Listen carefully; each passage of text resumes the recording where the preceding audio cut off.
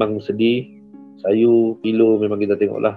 Ada yang menangis, ada yang bertanya, boleh datang tengok dekat, bolehkah kami datang tengok dekat, bolehkah kami tolong dekat untuk ambil gambar saja. Ambil gambar pun memang akan dekat. Ustaz Zaidin Abdul Rahim, pengerusi pertubuhan sukarelawan van jenazah Lahad Datu, menawarkan perkhidmatan pengebumian percuma kepada masyarakat di Lahad Datu, Sabah. Ustaz Zaidin dan beberapa rakannya yang lebih dikenali sebagai Abang Pilot mula menjadi sukarelawan bertauliah Kementerian Kesihatan Malaysia KKM di Hospital Lahad Datu bagi mengebumikan jenazah COVID-19 sekitar bulan Mac 2020 hingga kini. Katanya jenazah COVID-19 tidak perlu dimandikan, cukup sekadar ditayamum, dikafan dan disolatkan. Kita tayamumkan. Selepas tayamum, selesailah. Kira itu sudah pemandian dia lah. Kemudian sembahyang macam biasa, solat macam biasa. Cuma penjarakan kena adalah. Proses itu harus dilakukan hanya di hospital dan tidak boleh ditemani waris si mati. Pernah ada yang minta tolong, boleh ke Ustaz, saya mau sembahyang dan apa semua. Tapi itu di luar tanggungjawab kami, di luar kuasa kami. Momen-momen itulah yang bikin kami rasa sedih. Sebab arwah bapa pergi, tapi tiada satu orang pun yang dapat hadir. Sekiranya waris ingin menziarahi kubur, Ustaz Zaidin akan menasihati waris untuk datang keesokan harinya. Kita akan galakkan orang akan datang esok lah. So, laluan tu baru kami guna. Tempat tu memang sudah disanitasi, tapi kita khawatiri juga kawasan tu masih lagi ada COVID-19 yang aktif di kawasan tu. Kemungkinan lah. Katanya ada waris yang berdepan kesukaran apabila datang dari Semenanjung untuk melihat jenazah ahli keluarga namun terpaksa mengikut SOP kerajaan untuk dikuarantin terlebih dahulu sebaik tiba di Sabah. Ada juga yang tidak berpuas hati dengan kematian itu. Sebab tidak boleh terima kematian berpunca dari COVID-19 kan.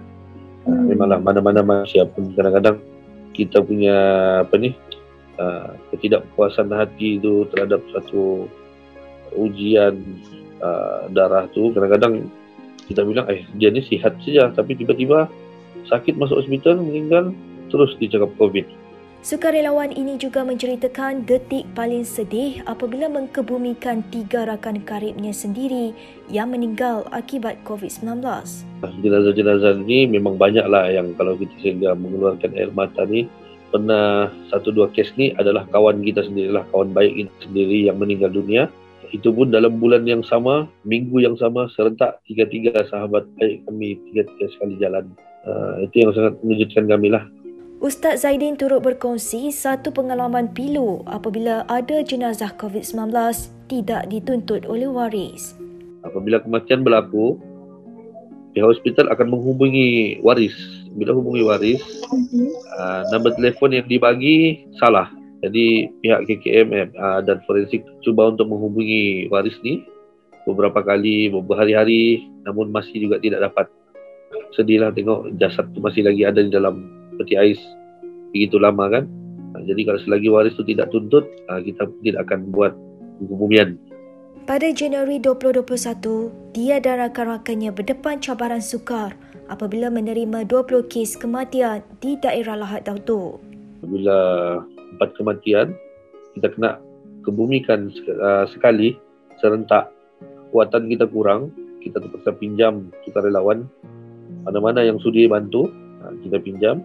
Dia tidak menafikan golongan yang banyak meninggal dunia kerana COVID-19 adalah dari golongan warga emas dan juga bayi. Kebanyakan orang tua lah, memang orang tua yang usia 50 ke atas. Adapun bayi masih boleh dikira, bayi lebih kurang kalau saya tidak silap 5 atau 6 bayi. Bagi Ustaz Zaidin, memakai suit PPE di tanah perkuburan bukan sesuatu yang mudah. Allahu Akbar. Kalau pakai PPE ni mula-mula sekali 5 minit pun kita tidak akan tahan. Masalahnya kami bukan pakai PPE dari kuburan saja. Kami pakai PPE ini bermula daripada hospital. 9 pagi kami akan sudah pakai. Kami akan buka lebih kurang dalam jam 12 tengah hari. Untuk satu jenazah tu. Bayangkan kalau jenazah lebih, mungkin yang pernah berlaku paling banyak 4 jenazah kita buka PPE dalam 2 petang, 2.30 hingga 2 hingga 2.30 petang lah. Bayangkan berapa panas baju tu. Sebab bila pakai baju tu, ya, pemandu kami akan mudah oksigen kurang kan. Bila oksigen kurang, pandai mengantuk lah, pandai mudah untuk terlena. Peranan yang co-pilot sebelah ni pastikan untuk selalu bawa bercerita. Jarak kuburan yang dilantik, ya, tanah kuburan yang dilantik untuk penguburan COVID-19 dari Hospital Lahad tu lebih kurang dalam 10 km lah jarak dia. Bayangkan 10 km tu kita dalam pakaian PPE.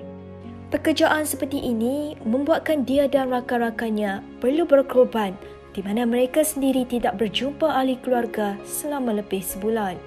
Setiap kali kes COVID kami kendalikan, kami tidak akan balik ke tempat kiranya kami panggil itu tempat markas kami lah. Di sana kami berkumpul. Maksudnya sekiranya kami mengkhawatirkan diri kami ini terdapat sebarang jangkitan, ya, maklumlah bila zaman COVID ni batuk sikit saya rasa mungkin saya ni terjangkit. Jadi mulalah sudah risau mau balik rumah. Kadang-kadang sampai saya lebih kurang sebulan lebih saya tidak pulang rumah juga. Hanya video call saya dengan isteri dan anak-anak. Nasihat saya kepada orang ramai di luar sana, patuhilah arahan untuk sentiasa memakai penutup muka, pastikan sentiasa membawa sanitizer, dan juga jauhkan daripada kawasan-kawasan yang hotspot terlalu ramai orang. Elakkan daripada bersentuhan. So kalau kita tengok benda ni macam remeh saja, tapi hakikatnya inilah, ya, sekiranya kita ingin memutuskan rangkaian COVID-19 ni, kalau boleh janganlah berlaku lagi.